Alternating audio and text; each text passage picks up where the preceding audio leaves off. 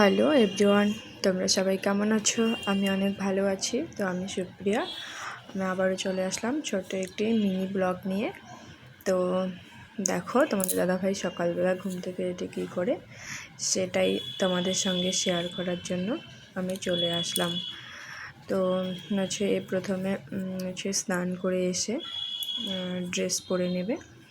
তো দেখতেই পাচ্ছ গেঞ্জি পরে নিয়েছে, গেঞ্জি পরে নিয়ে তারপর শার্ট, তারপর আমার হাজব্যান্ড হচ্ছে এখন সাজুগুজু করবে, ক্রিম লাগাবে, সাজুগুজু করে ক্রিম লেগে খেতে বসবে।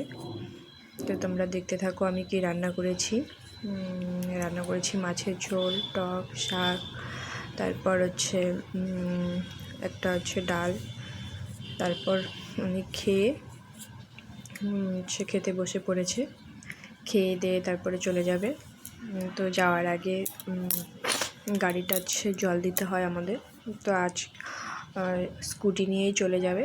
তো বলছে যে পাশেই যাচ্ছি, দূরে কোথাও যাচ্ছি না আজকে, নতুন এখানে। তো হচ্ছে স্কুটিটা পরিষ্কার করে তারপর গেট খুলে চলে যাচ্ছে।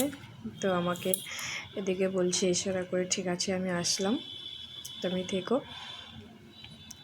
তো বাই সবাইকে। যদি ভালো লাগে অবশ্যই লাইক কমেন্ট করো এই মিনি ব্লগটি।